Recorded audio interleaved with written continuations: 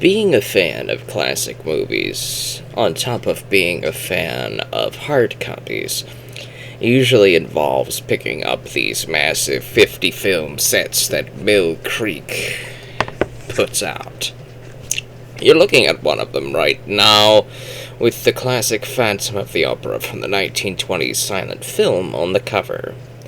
This collection contains, as you could see clearly, 50 films, horror classics, with all of the greats involved, with Vincent Price, Boris Karloff, Bela Lugosi, Lon Chaney Jr. and Sr., and many, many more, such as John Carradine and all the other greats. This collection has almost half of the films being from the library of the late and great Roger Corman. In fact, I guess you could say that Roger Corman is responsible for creating superstars, for giving superstars, geniuses in the film industry, their first big break, their first chance to prove themselves and refine their craft, so as to say. Roger Corman's films may not exactly be the best films, and of course the first films from these said filmmakers may not be their best work, but they are historically significant, shall we say.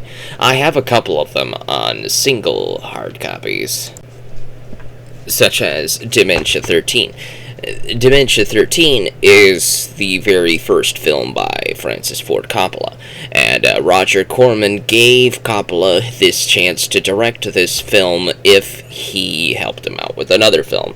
This was, as Roger Corman is wont to do, whenever he goes somewhere, he tends to shoot two films. He uses his assets and tries to save money on the first film, and uses what he has left over to make a second film.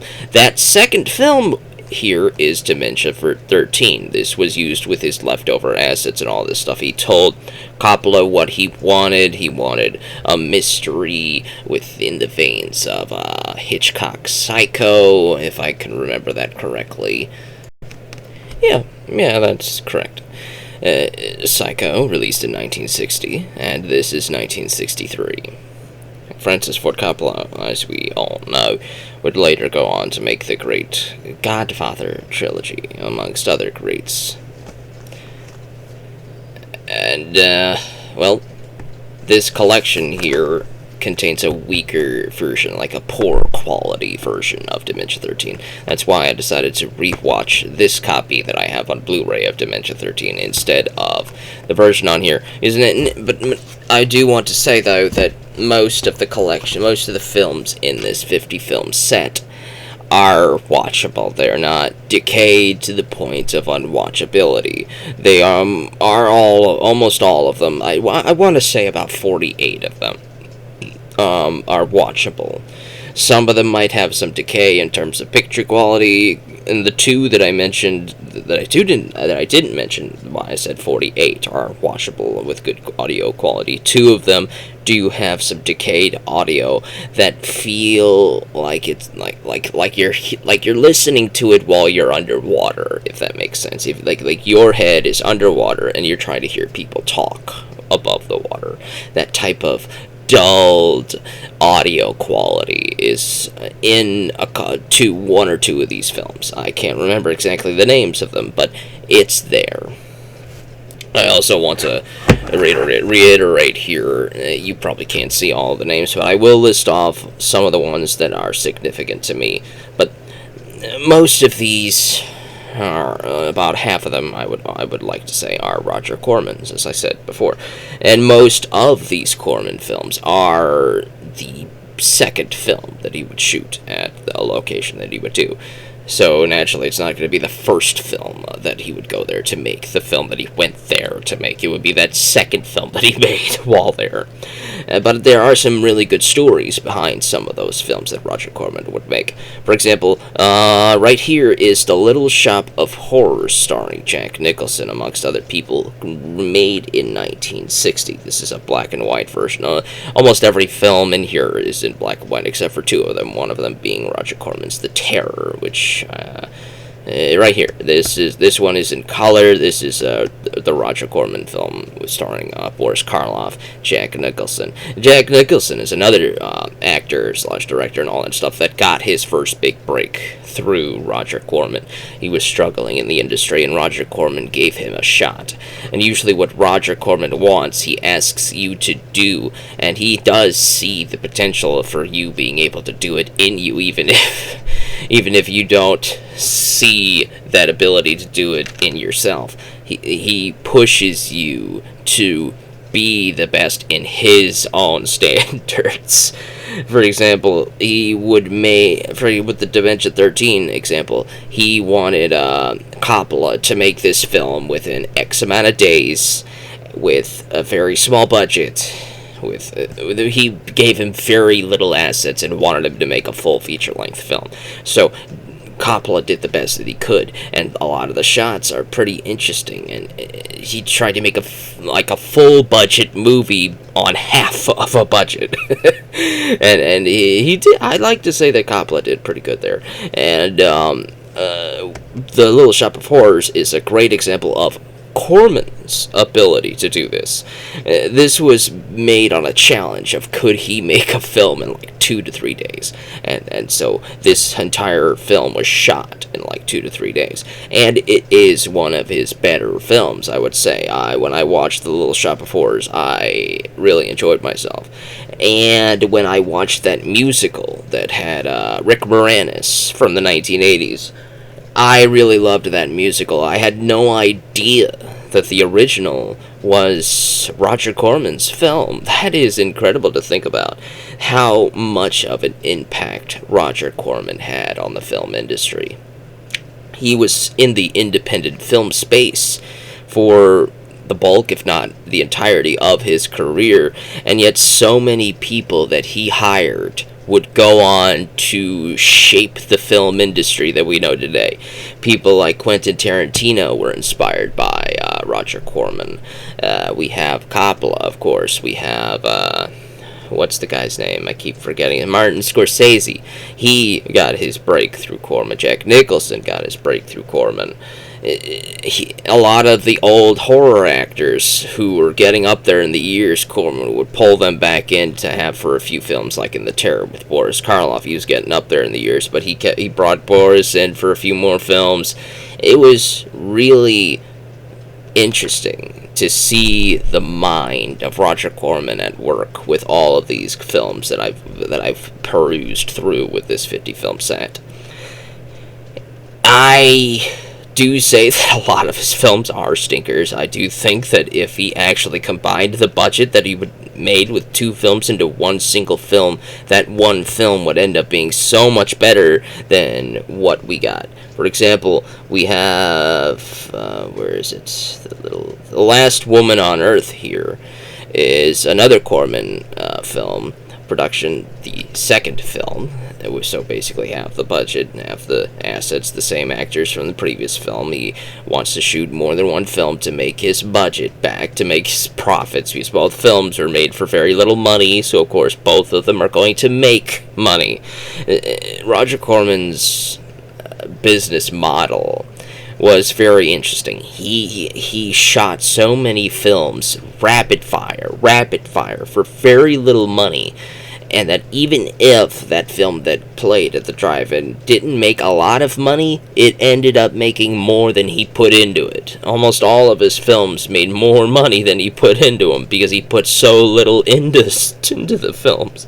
It really is inspiring to see that type of work ethic put into play. And there are, like I said with The Last Woman on Earth, it was written by the guy who wrote, I'm trying to remember his name. His name is Robert Towne. He would go on to write The Tomb of Ligeia, another film for Corman, and then he would also write in the 70s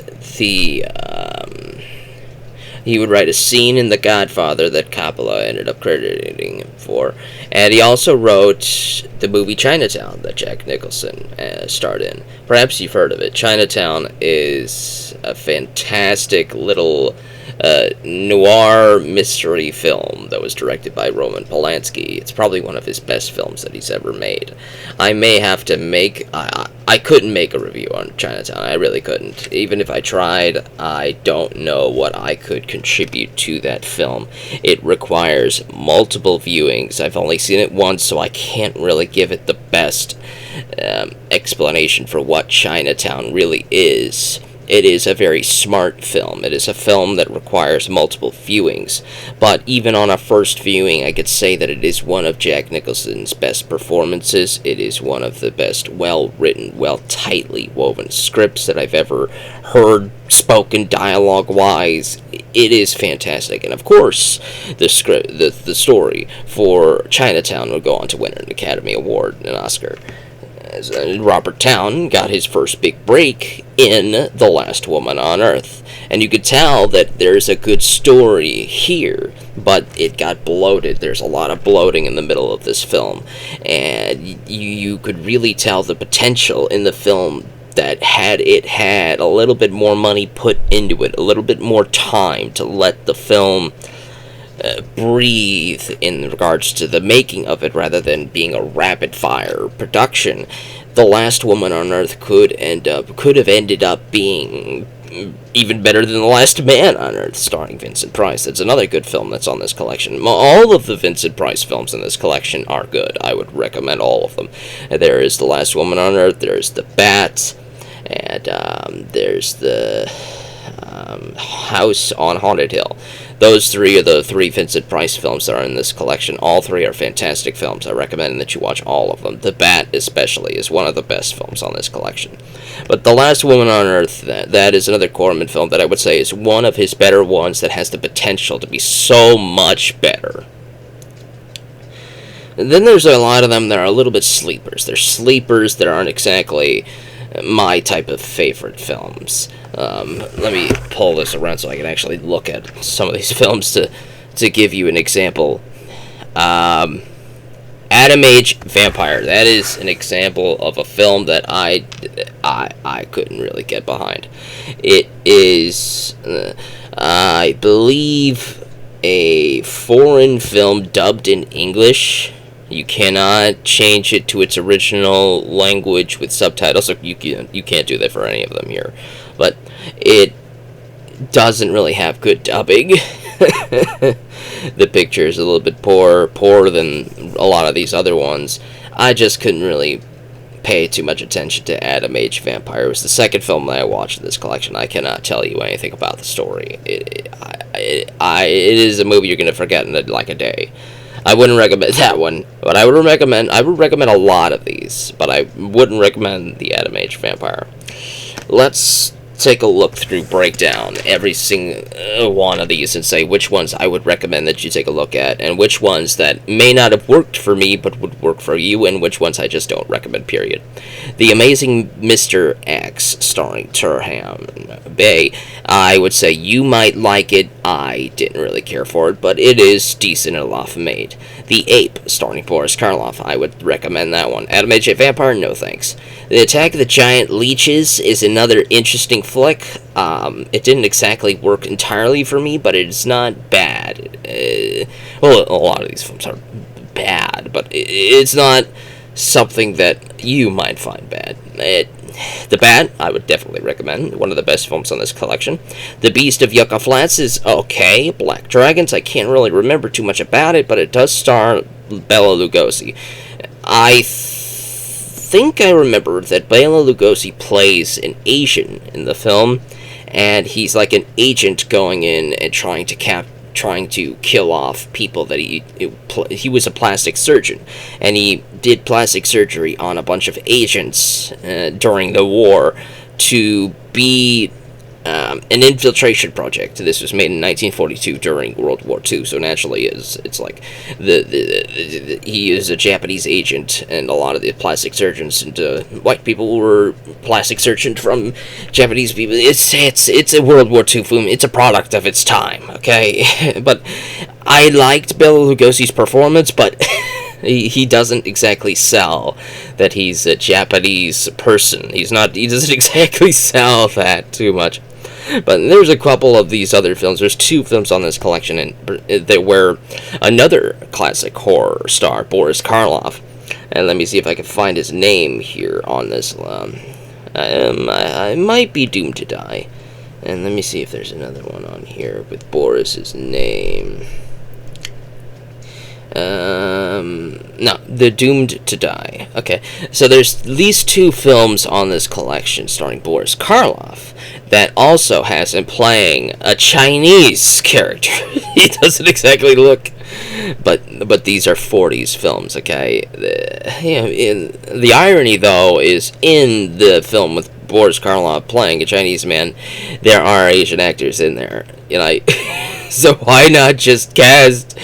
I don't know. Maybe they're trying to bank on Boris Karloff's bankability, and there's not really any bankable stars from the 1940s that would pull in the bulk of the crowd, because it's the 1940s, and you know how the 1940s were. So it is what it is. So Black Dragon is one of those products of its time, the 1940s films.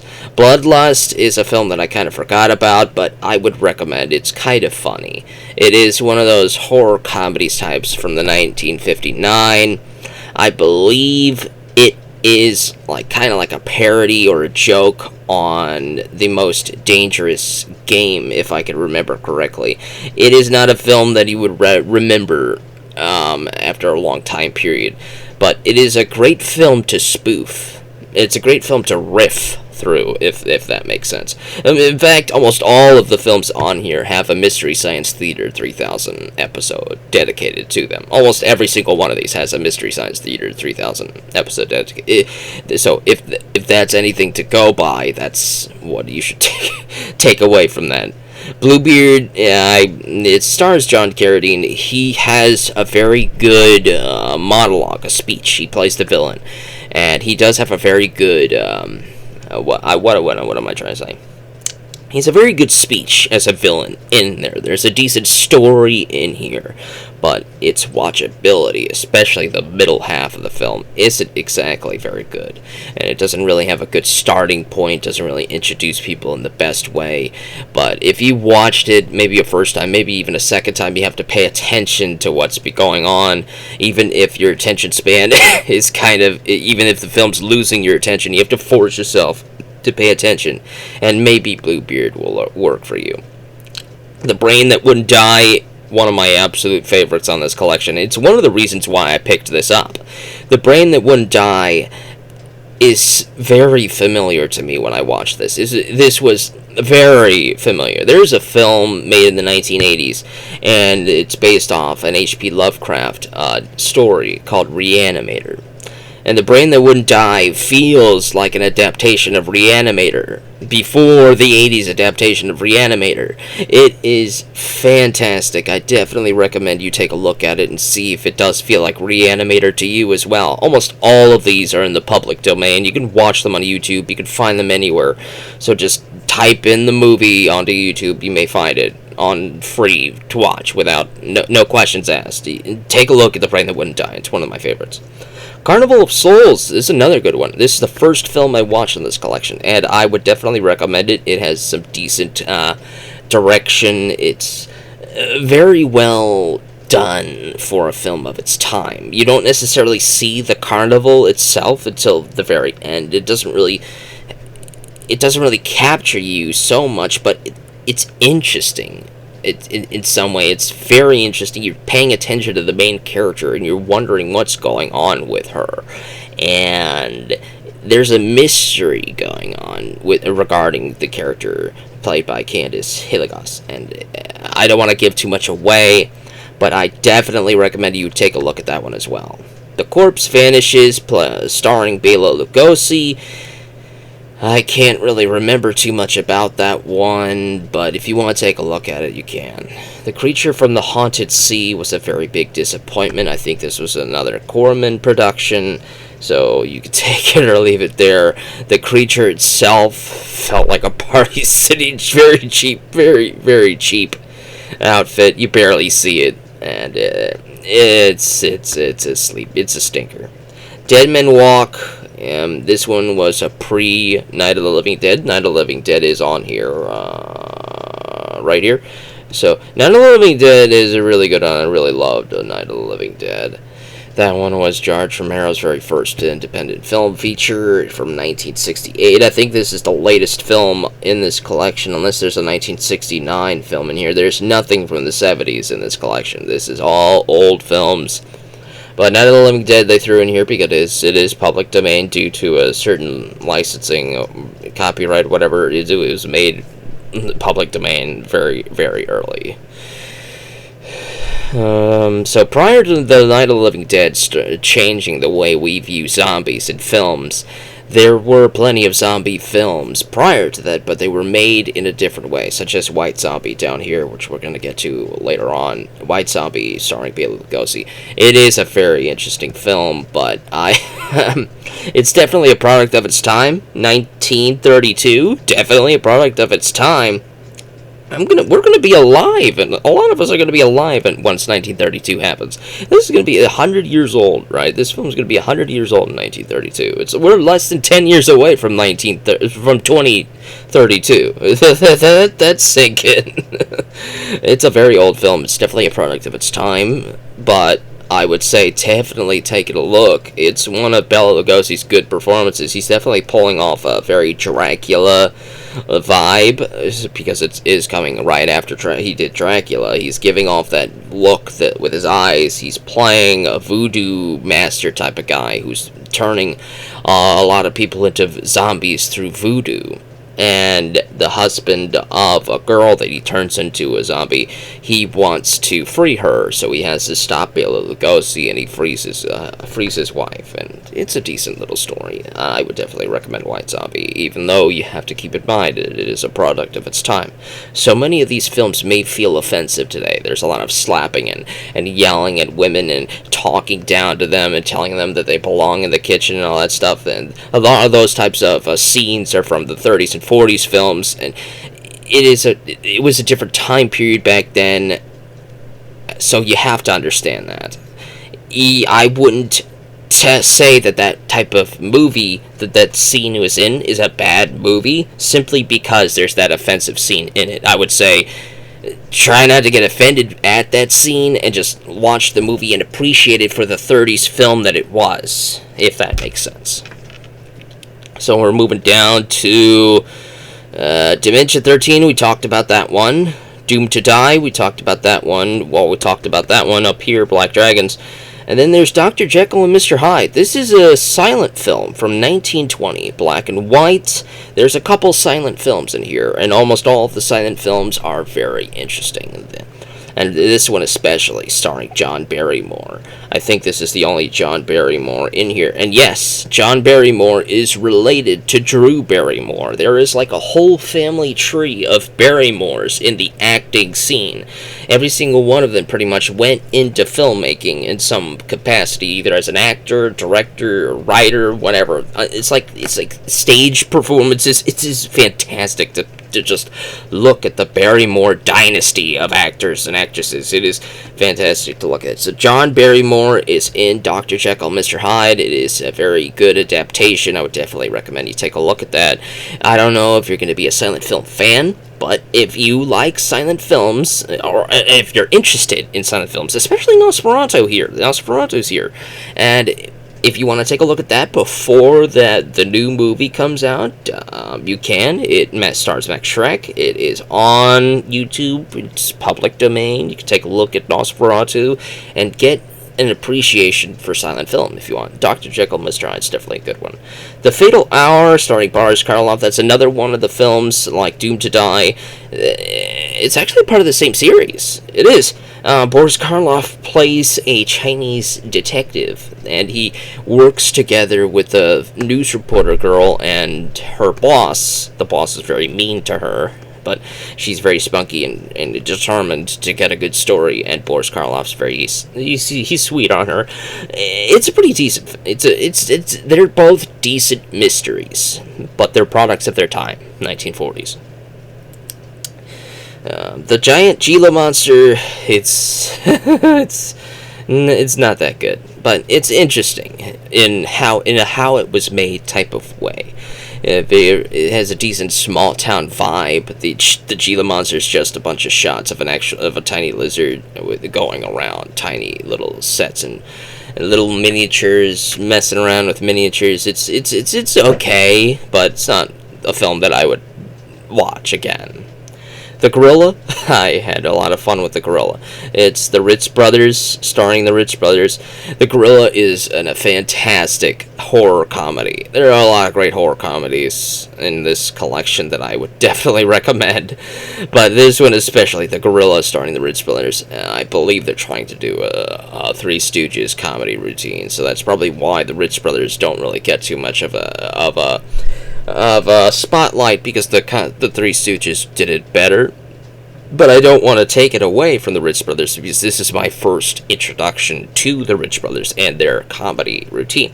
And I would say that this is very funny. And I think Bela Lugosi also stars in this film. It's about a man who dresses up as an escaped circus gorilla who invades a rich man's house to steal some documents to get some money from a bribery case.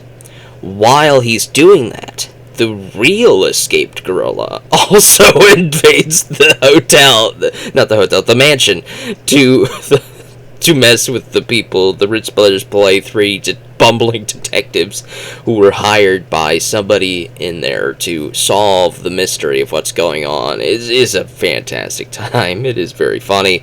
It is also on YouTube, public domain, free to watch. So take a look at The Gorilla. It is a good time. You will not be disappointed. House on Haunted Hill, starring Vincent Price. There's nothing else to say. It's a good film. It's Vincent Price. You're not going to be disappointed. The Hunchback of Notre Dame is a silent film starring Lon Chaney Sr. If you know classic Universal horror monsters like the Wolfman, Dracula, Frankenstein, Bride of Frankenstein, all that other stuff, if you've watched those, then you're definitely gonna be familiar with Lon Chaney Jr. Lon Chaney Jr. plays the Wolfman, and he reprises his role in all of the sequels involving the Wolfman character, such as House of Frankenstein, House of Dracula, Frankenstein versus the Wolfman, Frankenstein meets the Wolfman, or whatever.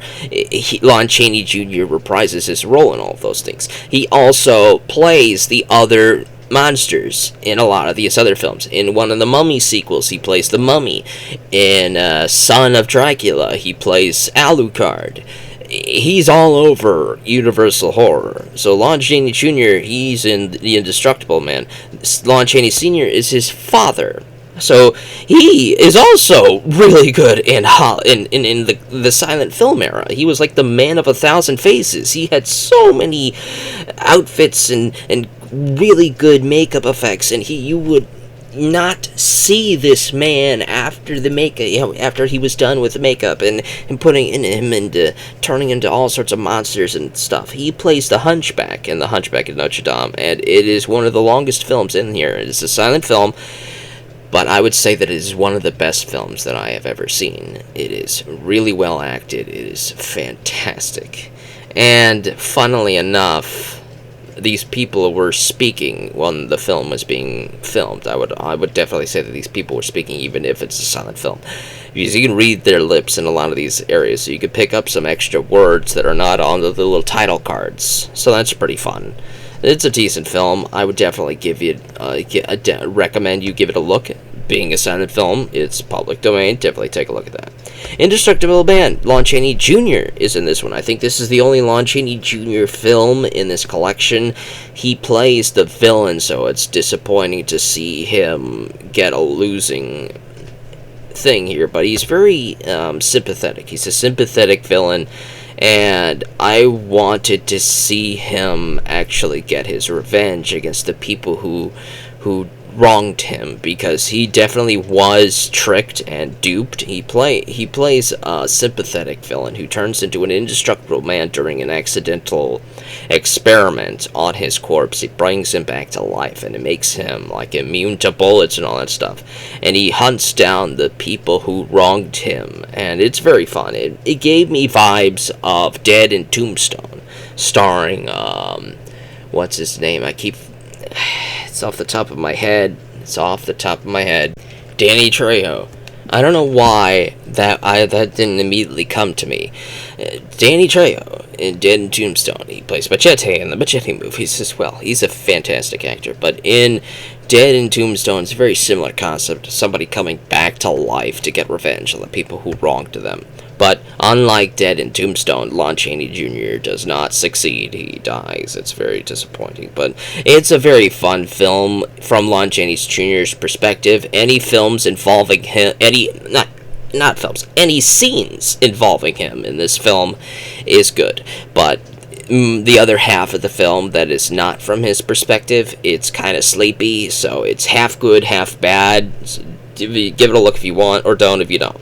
The Invisible Ghost, starring Bela Lugosi. It's okay if you want. Give it a look if you want, or don't if you don't. The Killer Shrews. This one is a very interesting one. This was made in 1959, whereas Night of the Living Dead was made in 1968. George Romero definitely saw The Killer Shrews, because his film, Night of the Living Dead, features a lot of similarities to The Killer Shrews, and I'm not going to give away those similarities. I want you to take a look at The Killer Shrews. I wouldn't call it a bad movie, but I would call it an interesting movie. Though the shrews themselves are just dogs with like mops over their heads or something to look like monsters or whatever. So that's kind of low budget.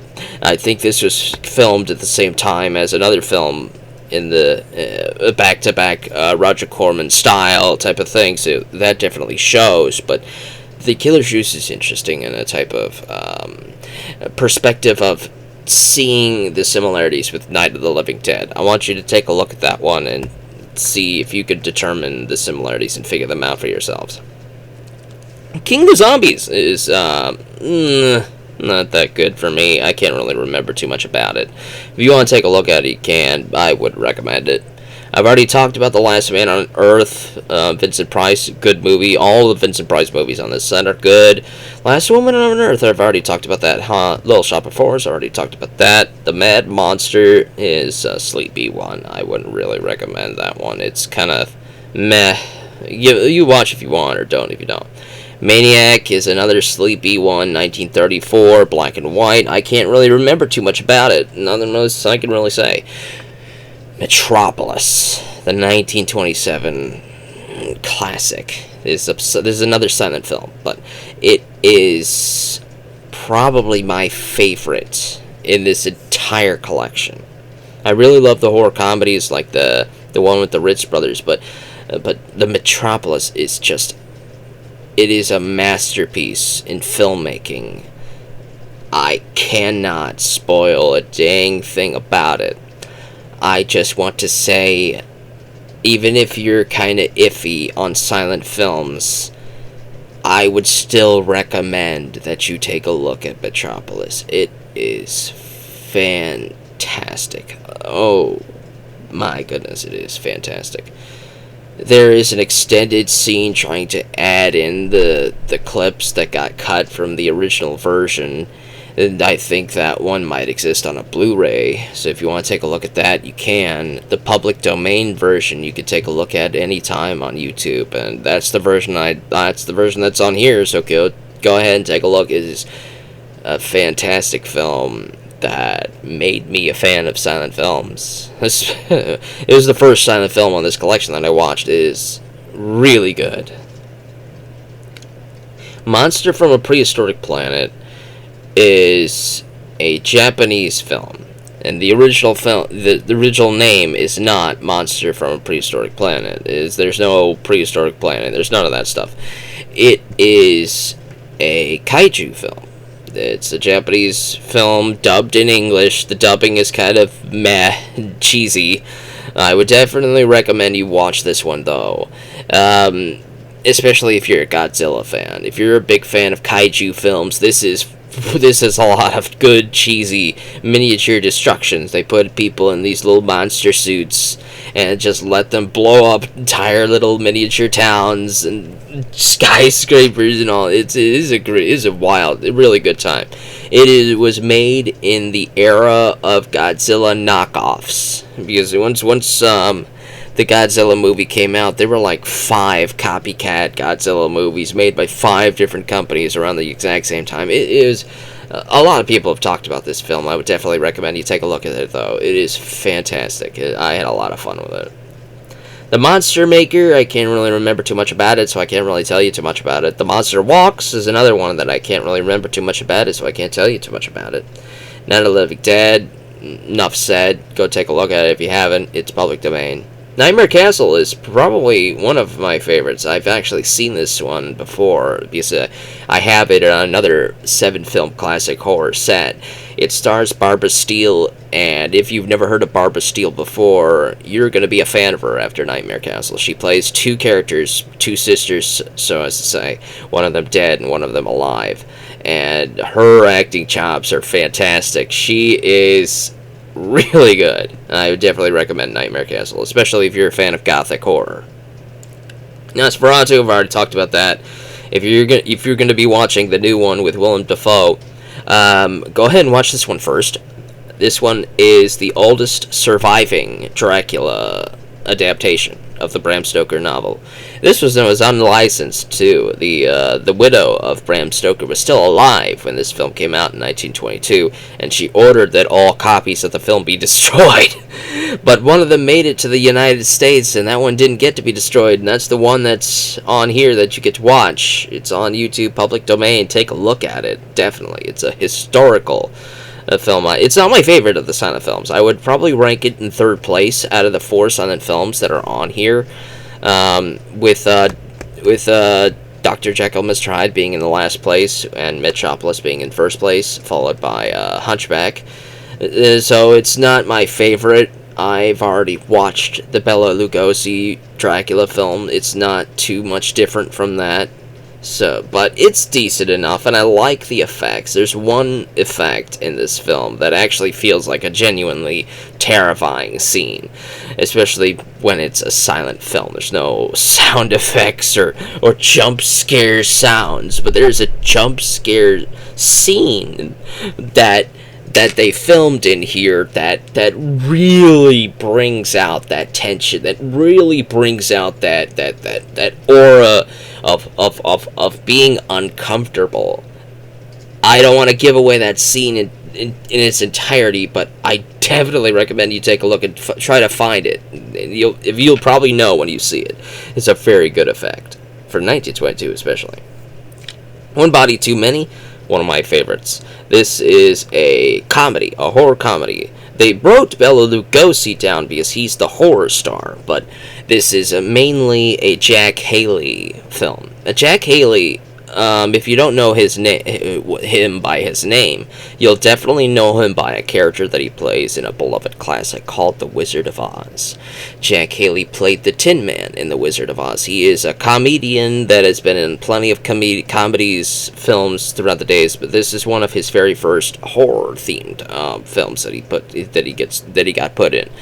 And I don't think he was the first choice for the film in casting wise, but I'm very glad that they decided to go with Jack Haley, because he is fantastic in this film.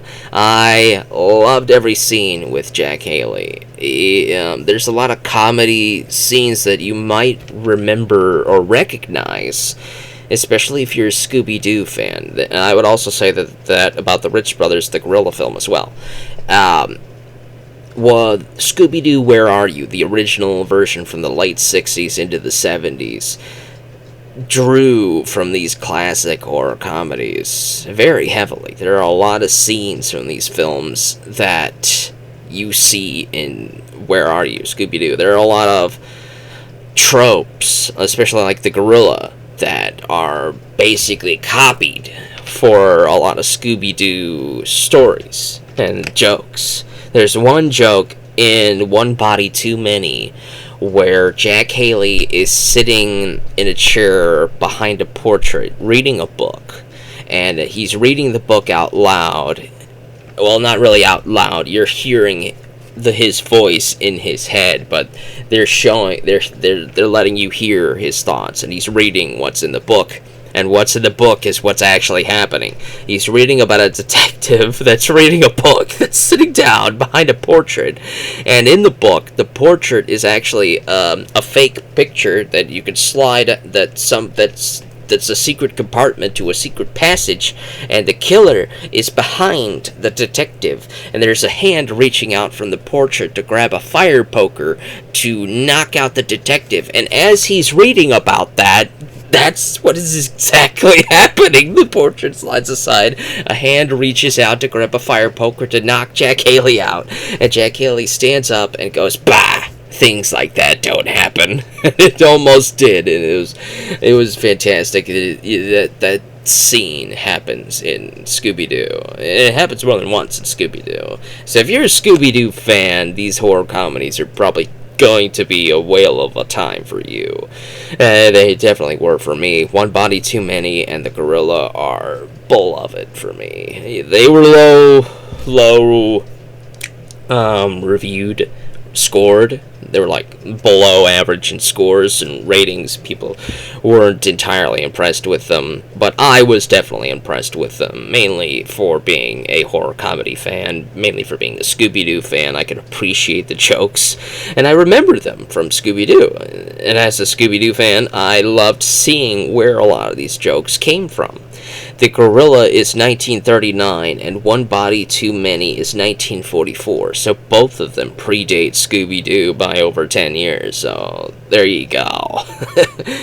Next one here is Phantom from 10,000 Leagues. That's a sleepy film. It's blah.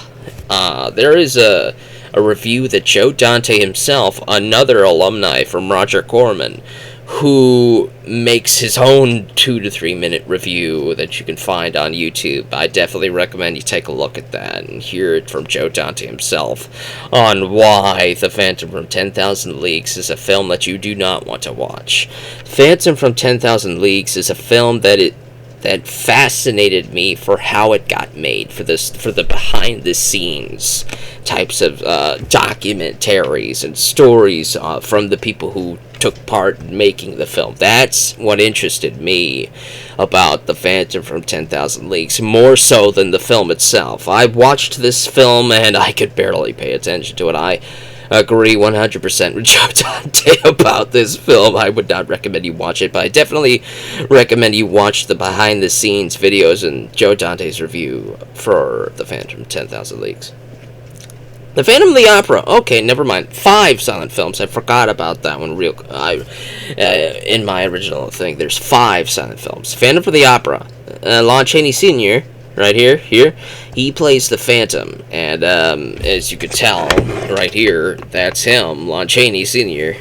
You probably can't tell it's him, but that's him. One of the best silent films. I would put it in second place. But Metropolis, Phantom of the Opera, Hunchback, Nosferatu, and Dr. Jekyll, Mr. Hyde. That's my order of silent films. The Phantom of the Opera is it's a classic. Depending upon which version of this that you watch, you'll get scenes that are in faux color. What do I mean by faux color? Well, color film in itself,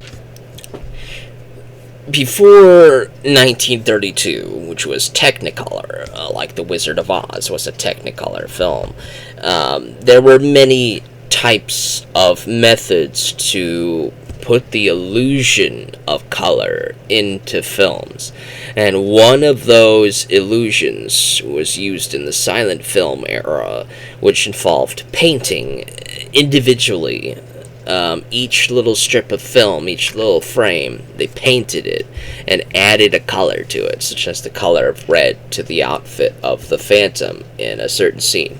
In this, depending upon which version you watch, you'll see that painted, colored version of that scene. It's only in like one or two scenes you see the color, and then it goes back to black and white. But that it was a very interesting color technique, and there's a couple other examples of types of color, applying color after the fact, like kinema color, or the additive color that was patented in 1899, and that was used by I forget the dude's name. I always forget people's names. I forgot his name, but I remember it now. Georges Méliès. I think that's a French name. He was another prime example of applying color to film after the fact. A lot of his films are lost, unfortunately, but his very first film, Playing Cards, which was made in like 1896, or something like that, somewhere around there. It survives, but it wasn't in color. That wouldn't be until like late 1899 or the early 1900s when they would start applying color after the fact to a lot of the films, and most of Méliès's films are lost, but you can see a couple of them in a sort of faux documentary style in a film that I adore called Hugo, that casts I forget his name too. If you don't know by now, I am terrible with names. I'm absolutely terrible with them. I remember them. They're in my head somewhere, but I just can't bring them out immediately. Ben Kingsley. In the film Hugo, Ben Kingsley plays Georges Méliès, and there is a faux documentary showing clips of some of his surviving films and showing the films that he applied color to after the fact, and one of those techniques is one of the techniques that you see in The Phantom of the Opera that I really thought was pretty interesting to see for 1925. There are a lot of versions of The Phantom of the Opera, and I think the version that's on here is an amalgamation, is a hybrid of multiple different versions of the film that have come out. Some of them are lost, some of them exist, some of them are still around, and they try to combine and make a mutant hybrid of the surviving versions to give you the best version of Phantom of the Opera. And I definitely recommend you take a look at the Blu-ray version of this film. It is a fantastic piece of film history. Revolt of the Zombies, forgettable film, I can't really remember it. The Screaming Skull, I've seen this one. I have it on another 8-film collection dedicated to the Screaming Skull.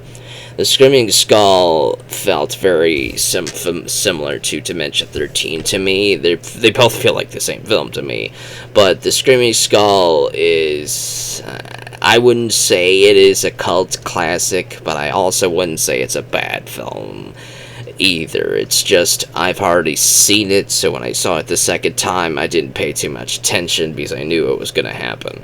It's a decent enough film to watch for the very first time if you're interested in psychological horror like Dementia 13, or the far more superior Paranoiac that was made by Hammer Horror Films.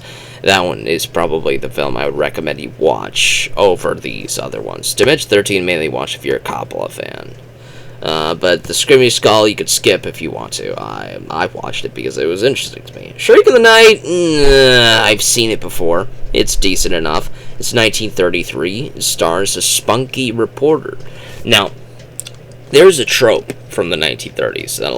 They redid this a lot in the 1930s, into the early 1940s. This trope of a spunky, independent woman that is a reporter that goes into takes charge into the story to try to get a story for her paper. And very much like the Lois Lane character in Superman. I don't know when the very first Superman story with Lois Lane came out, so I don't know if Lois Lane inspired this or if this trope inspired Lois Lane. It's probably the latter. But I don't know where this trope came from, but you see it in a lot of these old 30s films with the reporter lady. And I liked the trope, but I don't usually like how it ends. The way this trope ends is that the reporter lady usually falls in love with a man, and then she quits her job to become a housewife. That's usually what happens almost all the time with the reporter lady. She's very interesting in the first half of the film, then she falls in love, quits her job, and becomes boring. I'd say don't do that latter half. Stay the interesting reporter lady. You're far more interesting that way. But that's probably the only thing about The Shriek of the Night that's interesting. It's a decent, what would I call it? Mystery. It's a decent mystery if you want to watch it.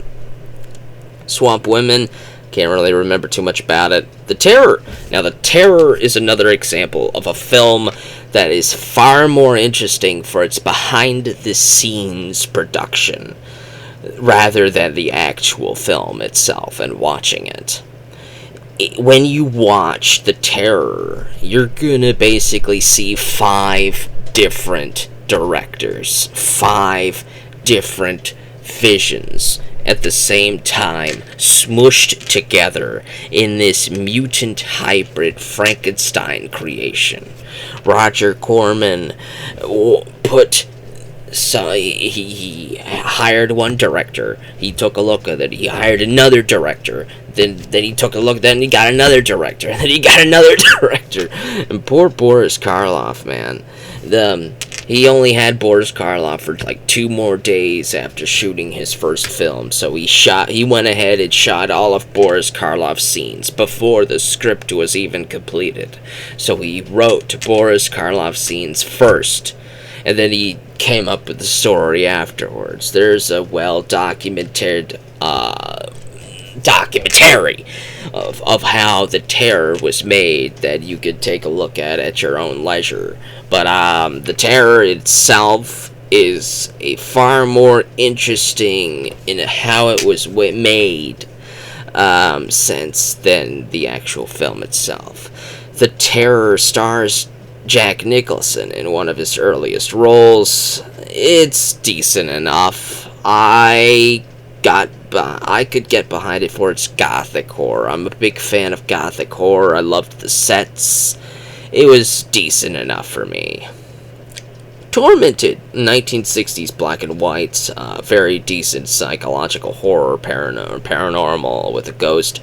It's very fun. I would definitely recommend you take a look at that. The Vampire Bat, can't really remember too much about it. It's okay, but I can't remember it. I've already talked about White Zombie. And then finally, The World Gone Mad, I can't remember too much about it. So there's a lot of films where they're going to be very forgettable. That's what you're going to get in these 50 film collections. They're going to be very forgettable films. But judging from how enthusiastic I sounded for a lot of these films, you probably could take away that there are more films that were interesting to me than there were films that were sleepy. So if you're going to take a look at these, I would definitely recommend you pick and choose which ones you want rather than to do what I did and watch all 50 of them. There are films in this collection, in this set, that I definitely say you should watch, and then there are films in this set where I definitely say that you should not. So you're gonna get to decide, because all these are available for free to watch, either on YouTube or somewhere else in the public domain where somebody's put it up. But if you want to watch them in their best versions and the best restored versions, you're probably gonna want to hunt down versions like this one here, like the Blu-ray copy that I have of Dementia 13. There are a lot of Blu-ray restorations with the best the best sound, the best picture, the best restoration, all that good stuff of some of these classics. And the ones that I recommend you take a look at those for would be Phantom of the Opera and Metropolis. They are masterpieces. They are absolute masterpieces, especially Metropolis. It's the best film of this entire 50 film collection, bar none. It is. Definitely take a look. We're 54 minutes in, which is funny to me because this is a 50 film set. Although, if you ever pick out one of these box sets, what are you gonna find inside? How are the discs gonna look? Well, they're gonna look like this. They're gonna be in these little sleeves. The sleeves are pretty durable. You pull them out. They're gonna be on double-sided. You can see on disc 11 side B, we have the 2 films, and then on this side we have side A. So they're 2-sided discs. They're not 2 separate discs with 2 films each on them. They're a single disc, double-sided, and you're gonna have to be careful with that as you're handling them. You're going to only want to touch the edge of the disc and the inner ring as you're putting them into the player.